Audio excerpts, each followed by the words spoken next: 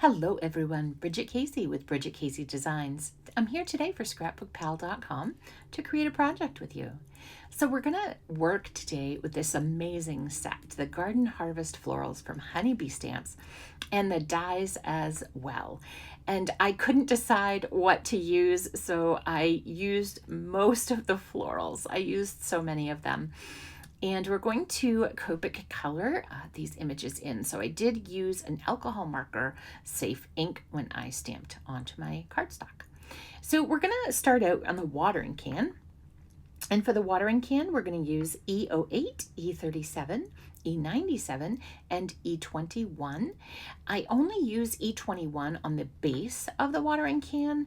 I use the other three E08, E37, and E97 on the remainder of the watering can, except you'll see I forget the tip of the spout, which I catch right at the end when I'm going to die cut it, but that's okay.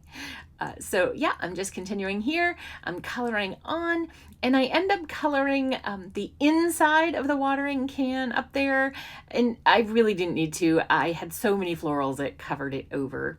So next, I'm moving on to my brown color family, and for that I'm using E49, E79, and E44. I do go back and use this color combination on another floral, but I didn't know I was going to use this color combination on that floral, if that makes sense. But I try to make sure that I use all of the colors at once. So if I do all my browns, I do all my reds, and so forth. So for this floral, I went with R59, R29, R37, and R35. You'll notice as you craft along with me over time, I like to use 4 markers. I feel that it gives me depth and dimension in my projects. You'll also notice as you craft along with me that I like to start with the darkest marker first. And that's, I haven't taken any classes on Copic. It's from watching all the amazing crafters that are in our community, and a lot of them started with the darkest first. So that's kind of how I learned it. This golden flower I think is my favorite of all the flowers I colored, but it's hard to pick. So for this golden flower, I used YR24, Y26, and Y23. So I did all my colors starting darkest to lightest, and then I come back in a lot of times with my darkest color and just add back in some dimension, some lines, and just make it look so it has more depth. I think that's the word. So on this one, for the lighter yellow, I use Y08, Y17, and Y21. You'll notice the Y08 and the Y17 I flicked from the center out. The Y21 I'm flicking from the outer in. That's because I don't want to cover up that beautiful color I got, and it adds different styles of flicks, so I get a different look. And on that light yellow flower, that was the one I was talking about where I decided at the last minute to do that brown combination. So that's the same one. For my pumpkin, we went with E09, YR18, YR16, and YR23. Now a secret, I like to start with a brown on my pumpkins. It just gives a nice deep dark layer to that, put that orange on top of. So it's a nice base essentially. And then the stem is going to be E55 and E43. I could have worked on this pumpkin all day. I was going back in, I was adding lines and texture, and I was just having the best time. And finally I'm like, okay, I have to stop. I have more I have to color. So I wonder if you guys get stuck in those kind of habits too, where you keep working on something because you're just having so much fun. So for my leaves, I went with YG99, YG97, YG95, and YG91, also that little stem down there. And you'll notice I go with YG99, 97, 95. I went from the center out. And then my YG91, I'm coming in from the tips of the leaves and going in. You can do this with any of your colors.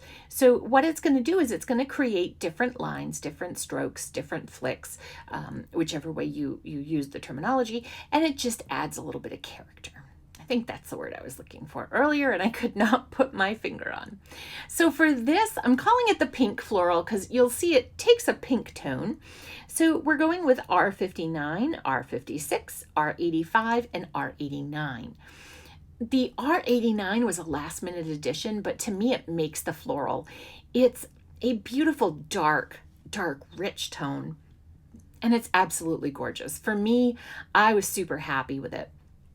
So I went through, I'm adding my R85, and then I'm going to come in with that R89, and I just will love it and go, oh, finishing my flower. There we go. There's my R89. Sorry, I jumped the gun there.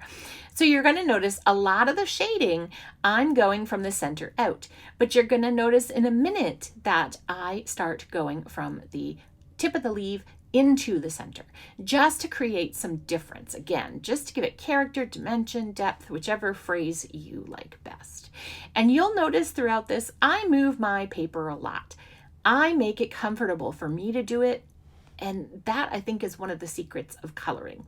Make the paper work for you, not the other way around.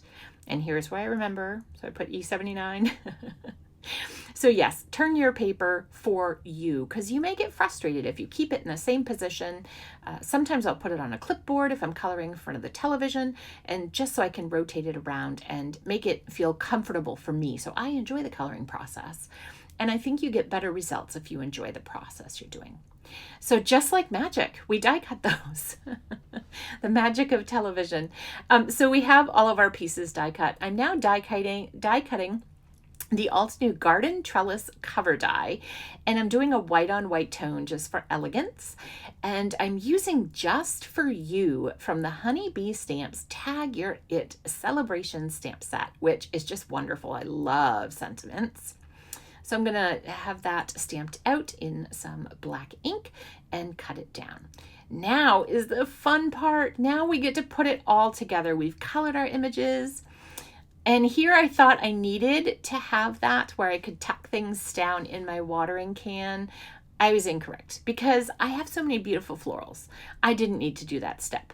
But it's a good thing to keep in the back of your mind. If you are using less florals when you get this stamp set home with you, you can always do that. Cut the center and you can tuck your leaves down in there. So although it didn't need to be done for me, hopefully it inspires you to try it when you get this stamp home and start playing with it. You also saw me take a picture with my cell phone, and you can see my cell phone right there. I like to do that because I liked the layout. And so I don't trust my memory. So I take pictures and I get to keep the picture. So down the road, if I want to make this card again and I've given the card away, I still have that picture that I can rely on. So that's why I like to do it that way. Just another tip for your crafty space. So we're going to put our pumpkin on and then our sentiment on there. And then our card is complete. And I just love this set. It's so beautiful and so gorgeous. I hope you guys will take a moment after this to subscribe to the ScrapbookPal.com YouTube channel. And I can't wait to see you again next time. Until then, happy crafting.